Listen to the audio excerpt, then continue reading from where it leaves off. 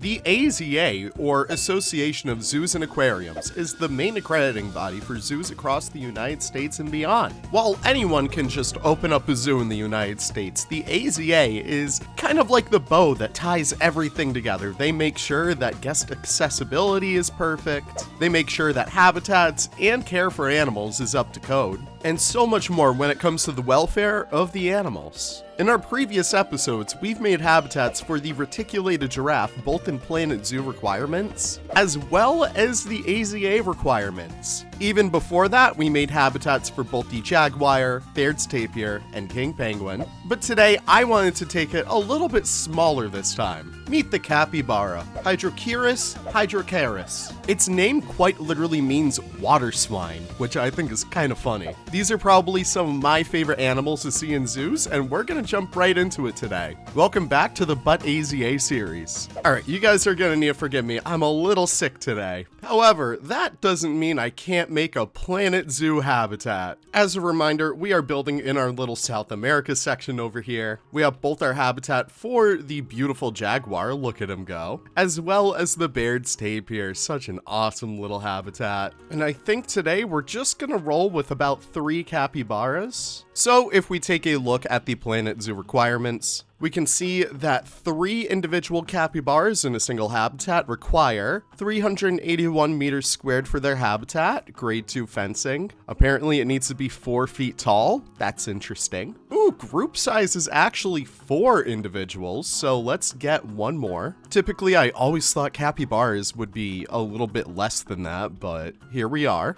Oh man, I'm looking at this view over here. This just looks awesome. I kind of want to keep this all covered up just to give them like an area to escape from, you know? Alright, I will not enable animal death, but I will enable animal welfare. Maybe that will allow us to see what their habitat requirements are. Oh, here we go. Habitat welfare. Okay. So their habitat space is actually about double what they need right now. You can see it's quite big. However, I think we can go ahead and start shrinking that. I'm using our fences that we used from our jaguar build. They're just super simple. They're the bamboo beams as well as the African sticks. And basically what I want to do, I want to come through here. I'm going a lot tighter into the habitat than what the null barriers say. Basically what this allows me to do, it allows me to work on the habitat size and the shape a bit more, which should give us something that looks pretty neat like that. And I think just having this open up around this mouth over here, that's going to give it like a really cool look into the habitat. I kind of like this. So if we look at their habitat right now, it should be even less, which is great. In fact, we're going to take it one step further. We're going to actually remove some of this because apparently you can't edit on null barriers without free build. And I really want to do my best to show players who might be on console and stuff how to actually build like this. So we actually do need water in here, which is going to be a really cool feature. And I think I want it super low to the ground. That way we can get at least a little bit more of a moat. Yeah,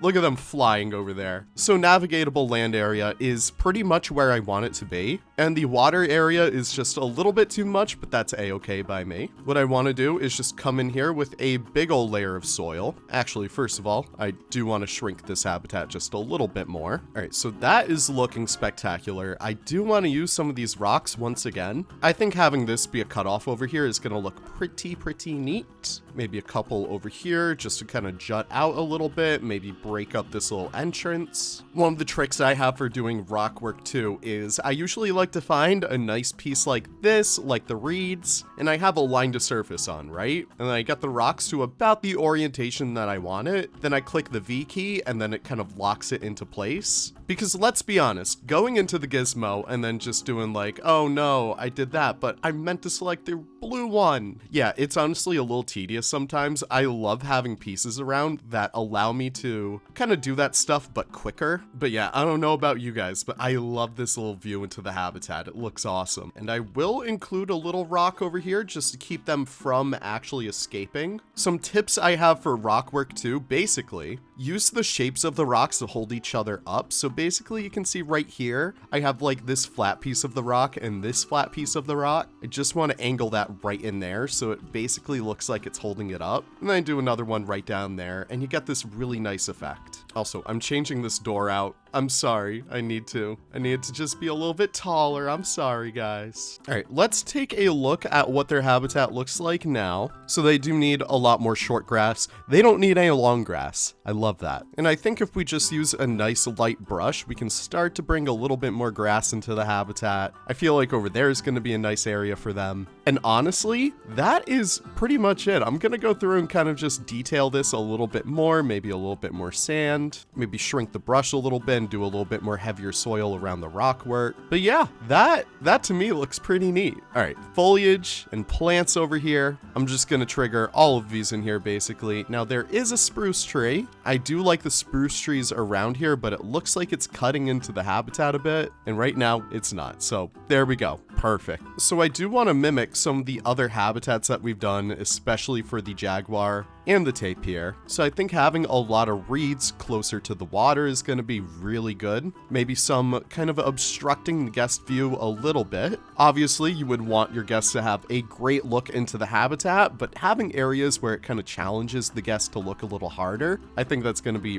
really fun to work with. Also, since this is kind of like the Planet Zoo habitat, I do need to use some of like these bigger pieces that we got from Planet Zoo. So I think having this big old broken tree right over here makes the most amount of sense. Yeah, kind of like that. I love the look of that. And I think some underwater foliage is going to help us a lot too. The guests really won't be able to see it, but I think it's going to make for a decent looking habitat. Got to get some water hyacinth in here. Very tropical looking plant. I love these. I do kind of want a nice focal point in here though, so I got to figure out what tree I want. The ombu trees really are so cool. I love the effect that these have. And honestly, oh, that's a bit too big, but I kind of like it though. Okay, maybe we'll take it a step down. Maybe we could just use that one. I think that looks pretty neat. And honestly, if we check out hard shelter, it doesn't do anything. Okay, never mind. However, if we do turn off random rotation, turn off align to surface, we can start to dot these in the tree. I'm typically just putting these little Spanish moss clusters everywhere where I can that's kind of connected to either branches or twigs. It's a little tedious, but I think it's going to have a really cool effect, especially if we use some of these bigger clumps. Oh, yes. All right, and I think finally, I want to get some nice curtains of these. Now, these are just a little bit more difficult to work with, but once you actually learn your hotkeys, makes it a little bit easier. So I'm just placing these about where I want them to be. I click X, and then I kind of just rotate them right into place. So right over here, it's a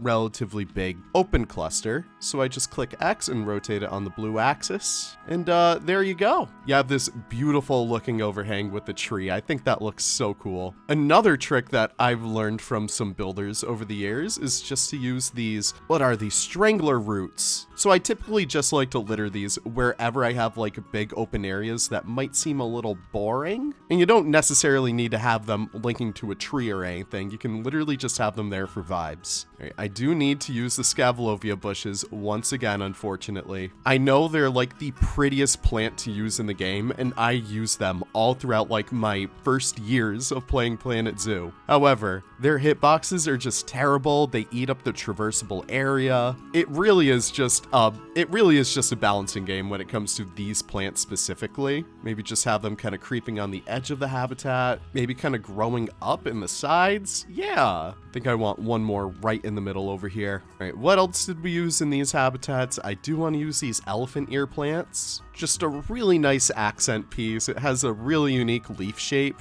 Ooh, maybe a couple coconut palms in this little corner over here. I think that'd be fun. Now, I do see an issue, my friends. There's no buffalo grass. So yes, while the jaguar luckily had their natural habitat extend up to North America, as well as our friends the Baird's tapir, which actually don't have any buffalo grass in there. Yeah, our capybara friends are not as lucky, which is a little bit of a shame. However, my friends over here do have some leaf litter, which I think is going to look very cool in their habitat. Especially when it comes to kind of putting down leaf litter and stuff, keep in mind that big plants, kind of like this ombu tree over here, they would absolutely be shedding like a dog when it comes to like their leaf litter. So be sure, if you want this to feel a little bit more immersive, to splatter this all around. And maybe a little bit less over here because it's not really in the way. All right, my friends, this is looking great. Let's take a look at that environment. It is looking fantastic. We still need, we need a little bit more land area. I think we we can do that easily. All we gotta really do is just move a couple plants around. We do need some enrichment though, and luckily the capybara has some of the best enrichment in the game. I think right over here, I want to give them a little spa section. The capybara did come to us from the wetlands pack, and that came with these water taps,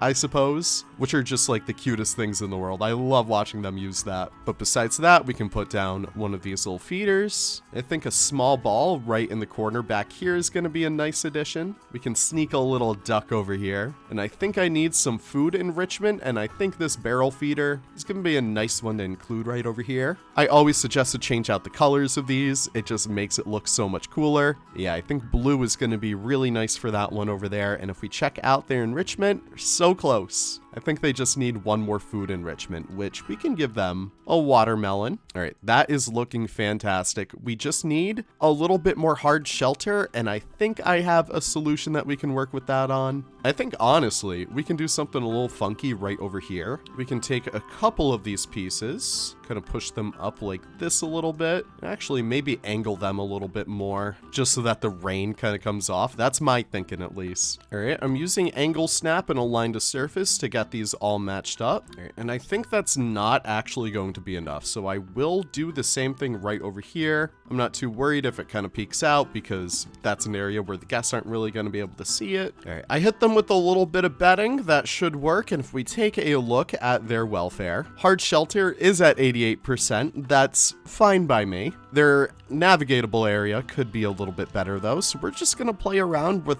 where stuff actually is. Yeah, it's literally just 1 meter off, which is so funny to me. Oh, no, please tell me you guys saw that.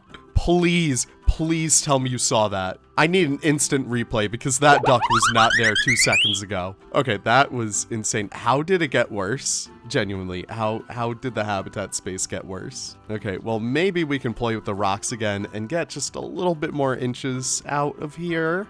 I think if we actually angle this so that they can just walk up this rock, we should be good, because that looked like it was given a little bit of issues. It's still awful. Maybe we just let this out a little bit. All right, that seemed to do the trick. Their habitat is almost there. Their only thing is just cleanliness, which, if we just get rid of water cleanliness, defecation, food spoiling, yeah, that seems to be going up, which is great. I think all I want to do is change out the color of this water over here to Everglade. I know that's a little bit more of like tannin-rich water over there, but I do like a little bit more green water in here. The only thing I'm really missing over here is a nice little fence to keep the guests in. I'm just doing something super simple right over here with the North Africa wood and a couple of bamboo pieces. And yeah, from there, I kind of just want to put this right over where the path is. And yeah, just rounds out that little section super nice. Let's see what kind of signs we have for a capybara. I like this little one over here. I do like the little babies in here, how they're just following mama. Oh, I think maybe like a nice little gold statue in the middle. That's going to be really nice. Maybe have it be on a little elevated platform with this. And honestly, I think this area needs a little bit more color. I'm gonna see what kind of gardening we can do. The cordyline plants are always super nice for this. Maybe a little orchid, that's pretty nice. And I forgot to add some of my favorite plants in here. The bird of paradise or the lobster claw. Just a nice little pop of color in there. All right, that is looking pretty good. Let's just add these kind of all around. You know, it doesn't need to be perfect. They can just be pretty much everywhere. And I think the only thing I want to do is just kind of give this fence a little bit more variety. So I'm basically making these big old groups of the fence and just lowering them ever so slightly. I'm using odd numbers so that I can just go in here and select 2 less than every single time, then just lower them a little bit. Just has a much cooler looking effect, I think. Maybe just the inverse over here, make this one be a little bit taller. And yeah, I would say we have a pretty damn good habitat. The only last thing I want to do, I swear, is just add just a couple more leaves to the bottom of the pool. And yeah, I think this is great. So we have our capybara habitat for our Planet Zoo requirements all done. This one came out beautifully. I love the guest guest area, it's super simple, but it's for a simple animal. I really do like how that all came together. Really, the main star of the show over here is the jaguar. And from that, you have these little animals that kind of branch off of here, and we have plans for the bush dog, as well as a maned wolf later, but we'll worry about those at another time. And here we have it, the final Planet Zoo requirements for the capybara. I really do like this habitat. It pairs so well with our jaguar habitat as well as our Baird's tapir habitat. The colors in here are great. That's one thing that Planet Zoo does really good. It's just having these nice natural but still vibrant colors like the greens, the yellows, the blues. This all together just came out to be a really wonderful environment for our capybaras to enjoy. We have a bunch of shelter for them to sleep under, we have a lot of water for them to swim through, and we have a lot of enrichment for them to enjoy, including our little spa area. So cute. But I know you guys can make your own Planet Zoo capybara habitats, but here, we're getting down and dirty. Let's get to the AZA section. All right, welcome back to our AZA kind of section of the zoo. This is the more realistic zoo, or side of the zoo. It's all one zoo. Now, while we do have this beautiful big giraffe habitat in the back, we are going to be working back in our little tropical house area. Yeah, this place just turned out so beautiful. Like, I don't know, it just looks so awesome in here. It is so pretty. I think over here is going to be our best bet. Again, I have 3 plots set aside for bush dogs, capybaras, and maned wolves once we get to those. But I think this little corner in here might be our best bet. So here we have the Association of Zoos and Aquariums care manual for the capybara, which there are 2 species of capybara. I don't know if you guys know about this, but there is the normal capybara, which we have in game. But there's also the lesser capybara, which is very interesting. So we start off over here with temperature and humidity. This is going to be very important, especially as the capybara is a tropical species after all. However, our care manual over here says that the animals must be protected or provided accommodation from weather and any adverse conditions. And what that typically means is they need indoor holding. My favorite. So we have our habitat shape right over here. I went a little bit bigger this time around. It does say it is 784 meters squared, but that is going to shrink significantly. Before we actually get started with what this requires, we're going to look at space and complexity, because this is going to help justify how big of a habitat we need and how many individuals we need in here. If we take a look at social needs over here, it's quite interesting. They are social animals. After all, they should be kept in groups. In nature, social groups often contain more females than males. Males should not be housed together, especially if females are nearby. Did Planet Zoo get that right? Let's check that out. Up to 9 males, up to 19 females. Okay, we have found our first inaccuracy. Enclosures for isolated or separated individuals require standards similar to those for primary enclosures. So depending on how long this habitat takes, I might even do a backstage for these folks, who knows? Alright, exhibit space. This is going to be very important. The minimum exhibit space recorded in an unpublished 2014 survey, 95 meters squared. That held 1 non-breeding pair of capybaras. And the maximum was 15,000 meters squared for a mixed species exhibit containing 8 other animals, including 4 mammals and 4 birds. What those are? You'll never know. However, the median exhibit size was 523 meters squared. All right, so I think with everything that we know of over here, we are going to go for a harem of females and just 1 male. And I'll tell you what, we'll do it. We're gonna cut into this foliage a little bit, but that is fine by me. Guess that means I should get 1 more male. All right, so if we do look at the land area, it is about 12,000. So if we divide that by 2-ish, we should get about 600 meters squared for that. Then we take away like that, which is about like 1/10. I think that is good. I think that's actually fairly good. All right, so this is also fairly interesting. Capybaras are able to stay on exhibit 24 hours a day as long as they are not considered dangerous animals. I don't know.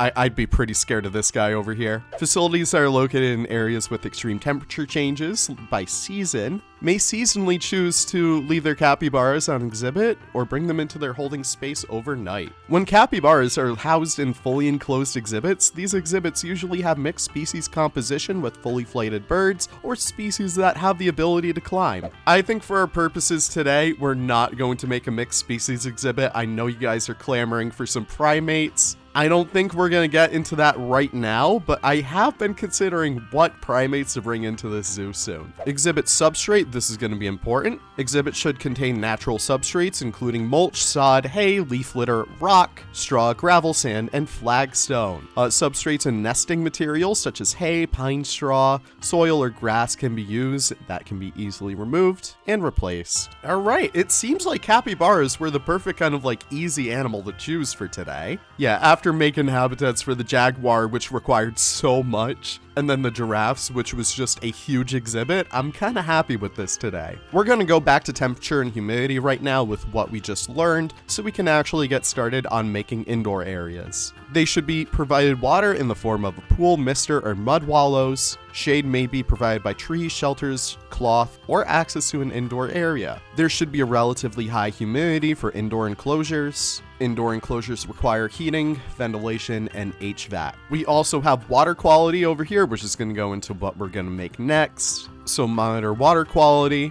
chemical additions, draining, cleaning, and daily refilling. That's okay for pools. All right, that is pretty good. And sound and vibration. Yeah, we have a relatively decent zoo that should be far enough away from like trains or highways to really worry about that. So let's go ahead and get started. I do want to mimic the same kind of material that we're using for our big tropical house. And since I do want this building to be a little bit more subdued, we're going to have it be a little bit lower to the ground. That should be fine. Now that is relatively big for a backstage building. I think I might actually shrink it just by a tad. Yeah, it's not exactly ideal, but it should be fine for now. I'm going to go ahead and level off this indoor building, and I will get a nice layer of substrate in here for all of these guys. So yeah, that's our building area. I'm kind of happy with that. You get some really nice vistas into this habitat, especially right over here. And if you find your way over to this section,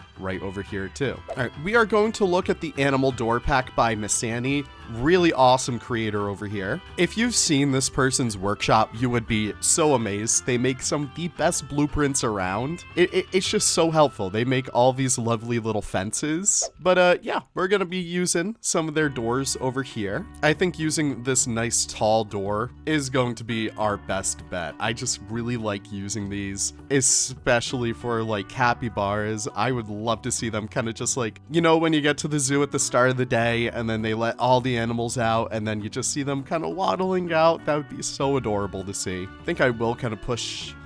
Yeah, this kind of brings up a question on how we're actually going to handle this. Because we do need a keeper door, that much is certain, so I'm just going to tuck this one right in here. All right, and just to give it a little bit more definition, I think I'm just going to use these columns every so often. That way, when we do something kind of like this, where we need to cover up the top of this building, it should be a little bit less jarring than it typically would look. Ooh, I kind of like the idea that the doors are kind of colored a little bit, just to bring in a little pop. And what I actually want to do, I want to slide one of these doors open just so that our capybaras can hopefully access the outside. Okay, yeah, they can just about squeeze through, which I think is pretty neat. All right, let's talk pools. All right, as you guys can probably expect, we will need to do a bit more of an artificial pool. I think for our same purposes, we are going to start off with these faux rocks that we used in our jaguar habitat. We're going to put random rotation on just so we get a nice varied look. But I want to have a nice kind of round edge to this. So what I'm going to do, going to look for some kind of plaster looking piece. I think I'm actually going to use the concrete columns. Kind of match that up to this texture. It doesn't need to be perfect. And I'm actually going to bring this right over here to that edge. And since it's the concrete one, I'm going to use the same texture right over here. And that way we can kind of just link that all together. And the best thing about these mud pillars is you can do some really awesome circular shapes. Now I didn't exactly line these up perfectly, so I might need to redo it, but we do get that really awesome, just nice circular pool, which I think is so cool. Like, yeah, it does look fairly artificial. It does look kind of fake, but like that's the whole point of it. It's supposed to be an artificial pool. I think I will want it to be just a little bit deeper, so we can push that down a little bit more. Yeah, right about there should be nice. So if we do fill that up with water, we can see it does look very cool. And that's a nice big pool too. I'm so happy about that. And I think we're actually going to do the same thing, just a little bit smaller smaller this time. The edges won't be as clean, but I'm not really too pressed about that. Because yeah, that to me, that's a fairly decent looking backstage pool. Alright, our basis for our habitat is looking fairly good. What I want to worry about right now is safety and containment, just so that we can kind of frame our exhibit a little bit more. This is talking about handling of them, so we don't really need to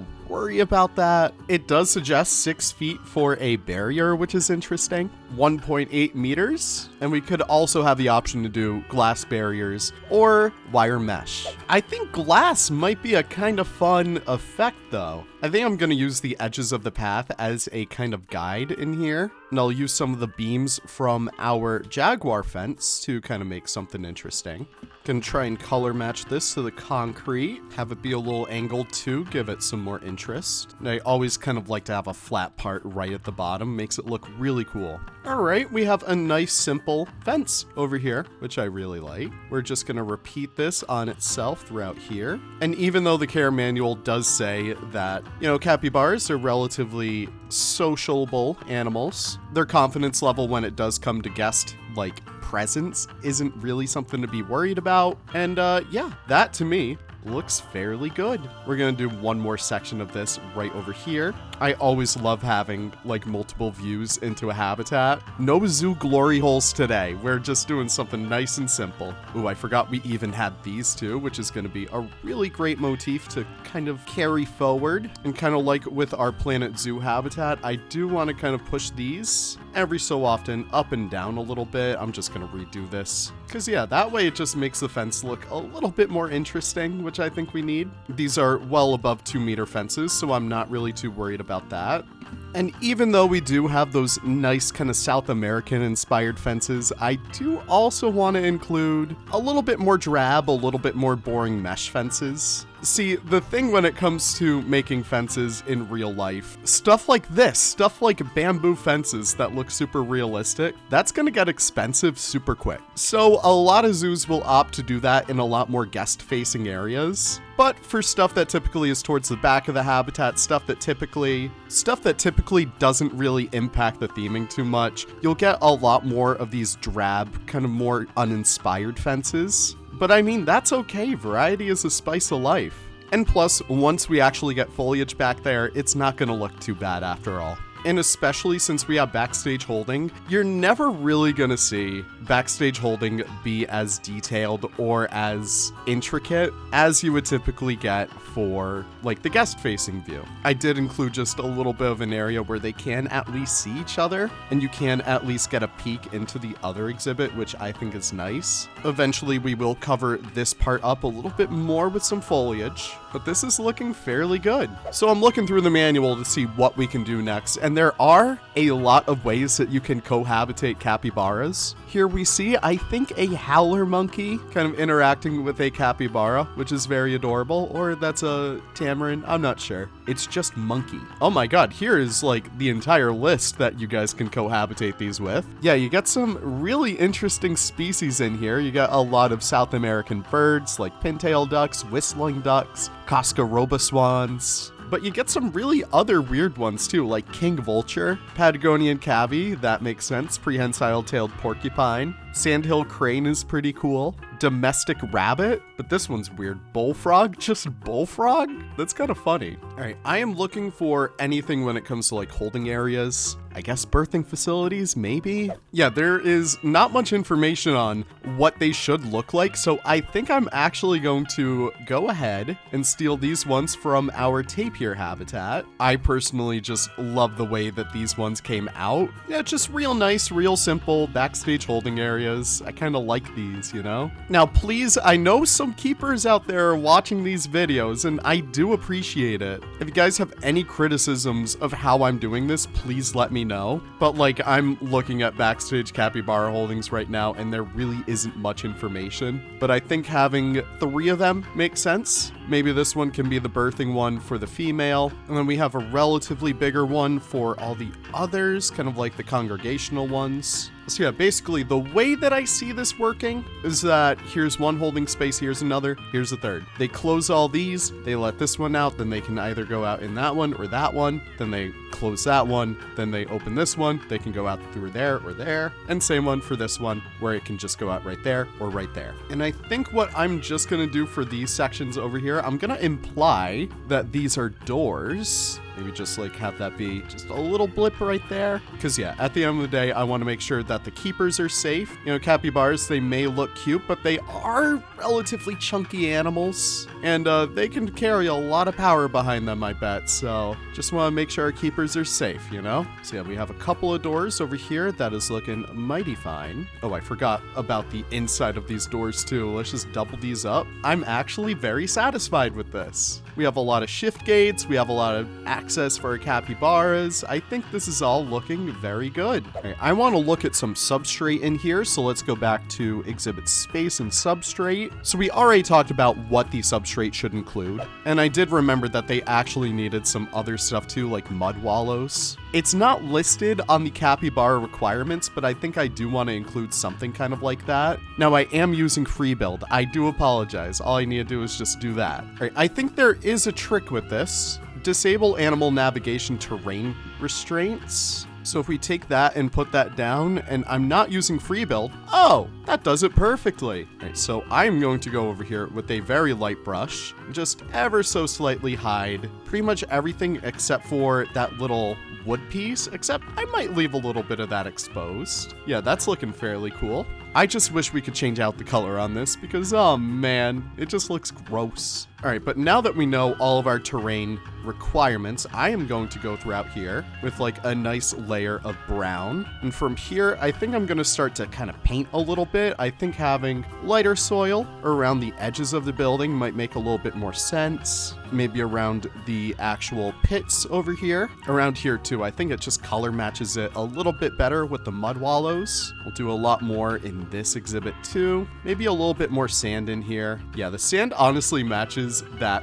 wading pit just a little bit better, which I think is neat. And I'll do just a little bit of grass in here. I do want it to feel a little bit more lived in this section, I guess. So anywhere where it's kind of like, you know, out of like the capybara's way, I think would be just a little bit better to include some grass. Maybe right in here a little bit. But again, I'm not trying to overdo it with the grass. I really want it to still feel supernatural. Supernatural, yeah, that's exactly how I want it. And I will be using the same aquatic rocks, the same faux rocks really from our previous habitats. People love these, people hate these. I don't know, I'm always such a big fan of them. But one of the things that zoos around the world typically do with rocks, they actually add heaters inside of them. So that way, if we just get our bedding, we can kind of just sink a few of those pieces right in here. And our capybaras should enjoy it very nicely. I do want to include just a few more rocks in here. And typically, abnormal shapes like this would be a little bit more difficult to clean in these habitats. But I think for the sake of making this habitat look nice and pretty, our keepers can suck it up for a little bit. And since this doesn't need to be pretty over here, we can just put a nice big old heated rock with a few bedding pieces right in here for our lonely male. And I think finally we can just include some bedding right in this exhibit, or this holding rather. All right, that is looking fairly good. All right, looking at other stuff in here, gravel, sand, flagstone. I did use some of these pieces for our giraffe habitat. These are some incredible little rock clusters by AZA-Guided. I really hope I'm pronouncing that name right, but it just makes it look so good. It's a little laggy because there are 500 pieces per group.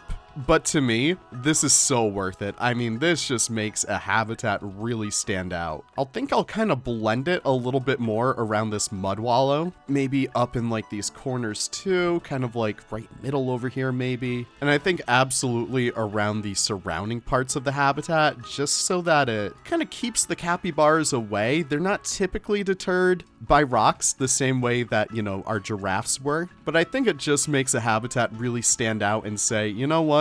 They probably shouldn't be over here.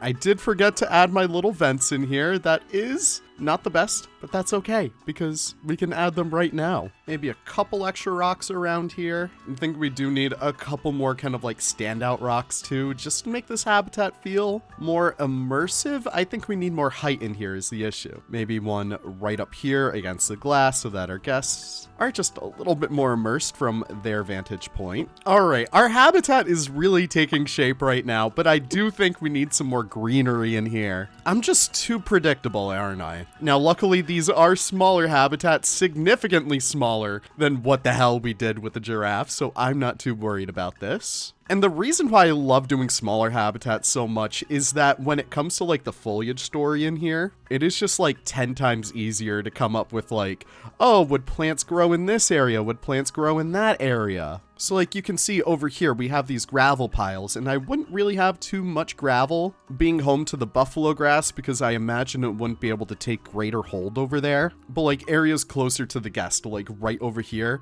these I imagine would have so much more grass in it. But once again, as we kind of get closer to this section over here, maybe it would grow a little bit closer to the guest because these are larger rocks, but still. I forgot we got to do this one too. Oh no. And since this is a little bit more of a backstage habitat anyways, I imagine they really wouldn't want to worry about making this look presentable to the guests. All right, that looks pretty swanky to me. I have gone back and started to use fog grass like so much more. I really haven't used it since City Conservation Center. What a throwback that is. But no, it is just a solid looking grass piece. And yeah, this one especially does have like that nice wild feel, so I think I might include a bit more of it than I typically do in this habitat right over here. All right, take all that, sink it down, and we got a nice little layer of that. We also do have these fern clusters. I'm a big fan of these, so easy to put together. It's just the basket ferns kind of put on top of themselves, and it makes this really nice, really wild, and really tropical look of fern foliage, which I think works super well, especially for our capybaras. So I'll include just a little bit of these towards the edges of the habitat and like around the rock work and stuff. It just helps it, just frames it better. And once again, these I would consider are a little bit more kind of like garden oriented plants. So I'm just going to include a couple in here, nothing crazy, because once again, this is our backstage area. We really wouldn't want to worry about making that look presentable to the guests because they really wouldn't see it. So creosote bushes, these are some of my favorites for just getting a little bit bigger kind of foliage cover. A big shout out to this commenter who actually let me know that they are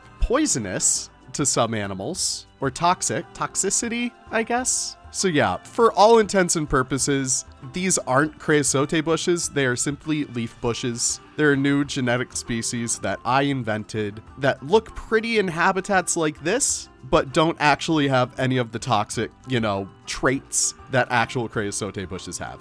I do want to include just a little door over here. I'm not going to go too crazy with it. Typically, I like to inset my doors just a little bit more, but for today's purpose, it's just a simple backstage door. It's not really doing too much, And for our roof today, I'm doing something a little bit more simple. Should I?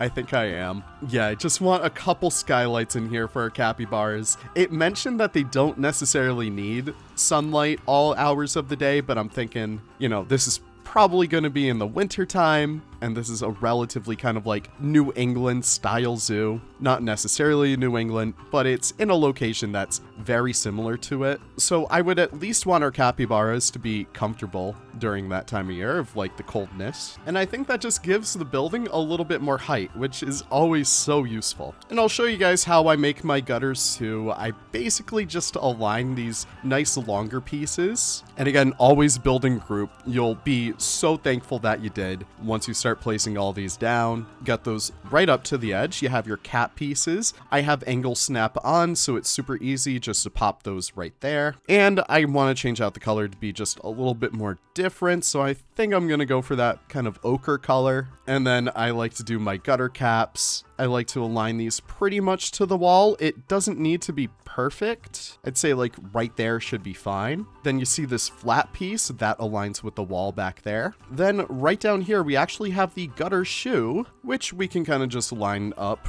right down there. And yeah, that to me is how you make a damn gutter. I will mute that kind of color a little bit more.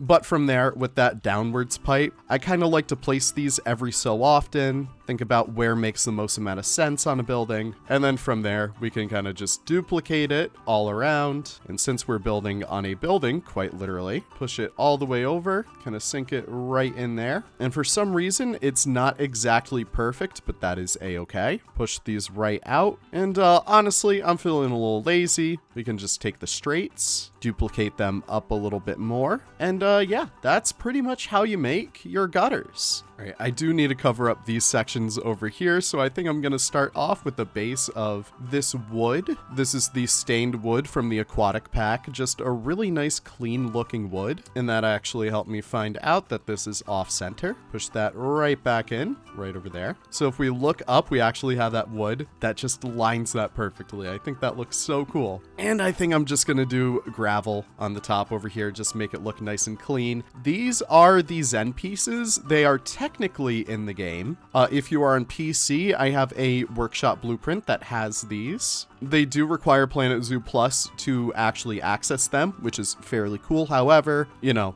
that you can't get them on console. I'm sorry, console friends. All right, so I do want to get some more logistical things done in here.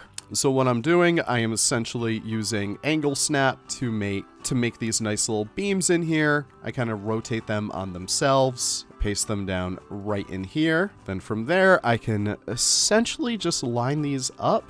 Actually, what I'm doing instead, I am just going through and getting this all situated first, which I think looks pretty good. But we take all that and we just push it right against here. I want these to be visible just right here, please. I think I'll go ahead and make some of these gone. Yeah, that way you still kind of get the effect of these. Maybe like a second supporting one right over there. Maybe another right in the middle over here. And we'll just mirror that on this side too. All right, yeah, I kind of like this. So you get a lot of natural light in here, but I think we're going to go back over here to our tried and true kind of backstage sets. Again, for like the background of these, I just used these doors flipped all the way around, and I think we'll also use these kind of prep stations. I'm trying to find like the best area to put these, and I think right over here should be decent. Not ideal, you know, I would prefer to put these somewhere else, but that is a-okay. I think right over here for this little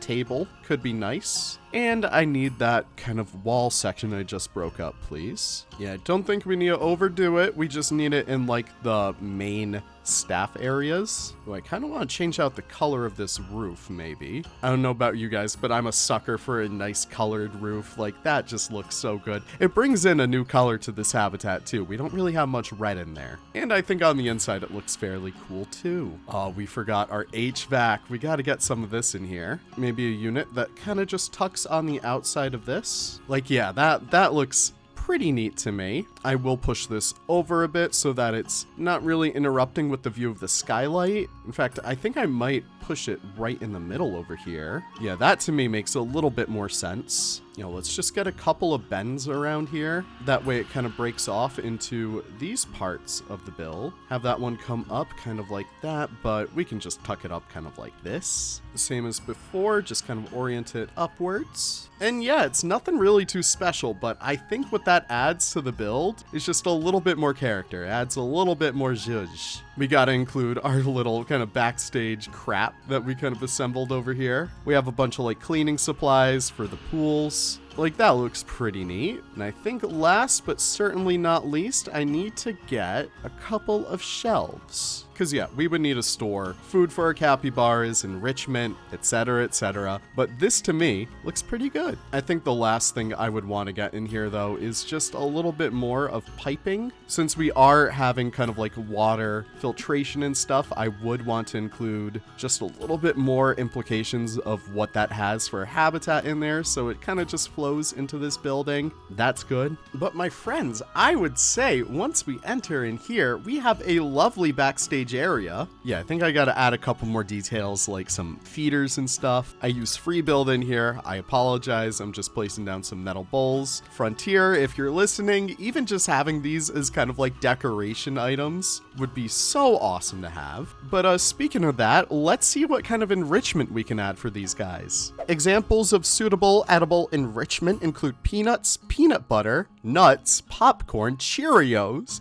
oatmeal, sunflower seeds, honey, bread, and dried pastas. I love that. All right, well, I guess we can have a little prep station where we're kind of like getting sunflower seeds. And I think one of the things I want to do over here is if we take a bucket, I said if we take a bucket, yeah, rustic bucket, sure. And we actually use the classic flower bed. If we flip this upside down, you get kind of like this nice kind of corn kernel effect. So I think if we actually place that right in the middle over there, it's kind of like they're picking out the sunflower seeds. I wish we had like basic jars and stuff, just like general backstage goodies. Like conservation pack, we had a great amount of kind of pieces in here, and I think just throwing a couple pieces in here, just like, oh yeah, they're also getting a couple potatoes maybe. Like that's very cute and stuff, right? And speaking of, I imagine we would need a little bit of a hose on the outside. But yeah, just like more jars, more like weird stuff, because how else am I gonna make a honey jar, you know?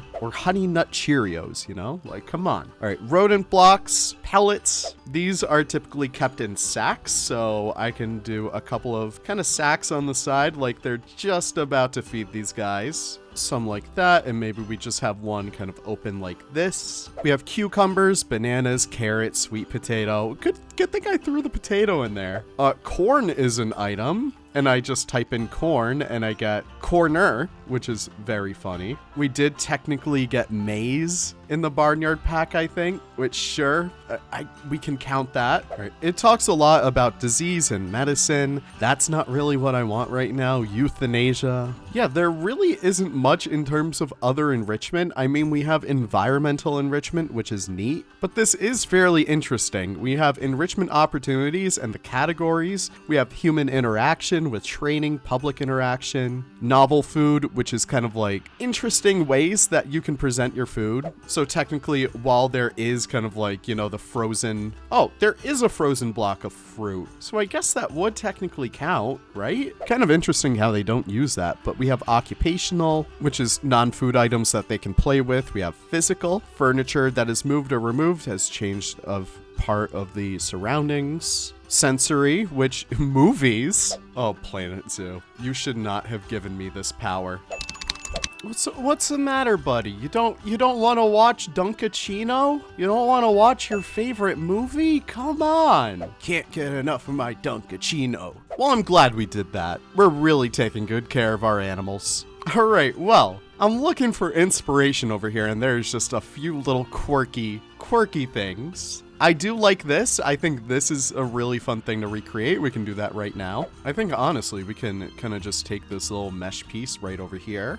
There are some new pieces that we got, string pieces. I say new. These have been out for, like, the longest goddamn time. I don't think we got, like, a new DLC in months, actually. But if we just use these string pieces over here, maybe just make them a little bit more of a different color. Oh, there was corn. Yeah, I think that's a cute little enrichment piece. I like this. In order to get animals to actually come over here, though, there should be the herb scent enrichment, which the capybaras don't have access to. Yeah, that's really strange, but basically you just plop that down and they'll find their way right over if they actually had access to it. Now, I did see something else over here. You have this stupid thing.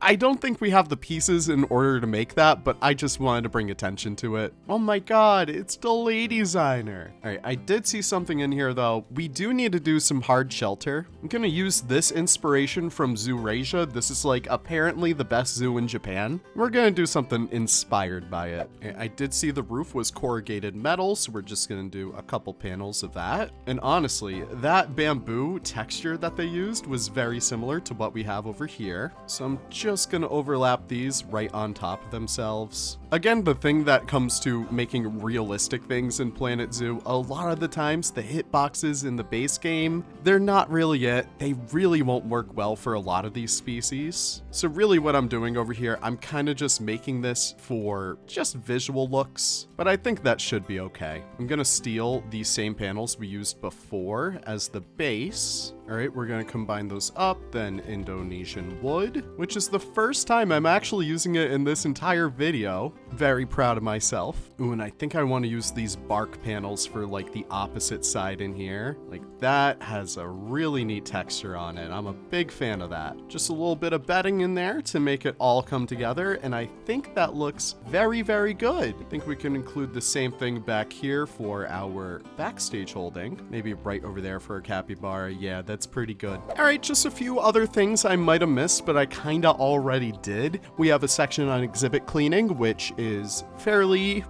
standard for what we've accomplished so far. Filtered water should be cleaned and disinfected. They do scent mark, which does mean pee. So typically they do that on logs and stuff. So I think it might be fairly novel to have a couple maybe like stray logs everywhere. Maybe we have this one kind of sunken right over there and one more right there. Oh, by the way, here's a male capybara. Speaking of scent, yeah, this little kind of blip on their nose over here, that is what's known as a scent gland, because not only do they pee, they also rub that wherever they can. So you can see the female over here, they do not have that. Meanwhile, the male, they do expel scent from that little thing on their nose over there. So they rub that on like, you know, pieces of wood and stuff like that, and it smells like capybara. I don't know what capybara smells like, but that is a thing. All right, enclosure complexity. This is something we've done fairly well. They don't really show signs of stress due to the presence of visitors. That's great. However, they are a flight animal and they should be available with cover. So yes, I do understand now. Flight typically means getting away from like the view of guests. And I think we actually have done a fairly good job at that. I think the only thing I might take a few sections over here just to maybe add like another heated rot, and then from there we can kind of increase the foliage level just a little bit more so that if they do need to get out of view from the guest, they do have a section right over there, and I'll cover that up just a little bit better. But yeah, the care manual did mention bamboo and stuff, which is very good because we have a lot of that in here. I'm actually going to increase the foliage levels in these little kind of off sections, and since we do have a lot more bamboo over here, and since bamboo do typically have like leaves on the top, even though it's more like strands or something, I still want to include just a few more pieces of leaf litter. We typically do this a lot more in our Planet Zoo habitats, which makes them look a little bit better, but I do want to include them right in here as well. I think having a few of these in like the mud might be a kind of fun look, so that it looks like it's a little bit dirtier, and especially on this little lip of the kind of, you know, artificial pool, they would probably gather up a little bit more over there, maybe kind of spread them inside of these bedding areas so it looks a little bit more natural. And yeah, it brings another color into the habitat too, which I'm a really big fan of. That orange really does help us out a lot. And yeah, like I was saying earlier with this habitat, I do want it to feel a little bit more unkempt, so just a little bit more of that leaf litter back here is gonna do that trick. All right, but I would say with all that being said, we're looking pretty good, so I'm just gonna decorate the outside of this habitat a little bit more. I don't think we really need too much. I think we just need a couple bits of signage, but I'll see you guys once it's all done. Yeah, like I said, that it doesn't need mud. I literally just added that sign right over there and this sign right over here. It's not much, but it just ties the entire exhibit together. Capybaras, as popular as they are, they really don't require much, and the star, after all, of this entire section is our jaguars. So I would say I'm fairly happy with this habitat. But how does the AZA compare to Planet Zoo's requirements? Well, looking back at our Planet Zoo habitat, I would say it gets fairly close. Obviously, we mentioned that the group size really doesn't stack up. Really, we can't have more than one male per social group.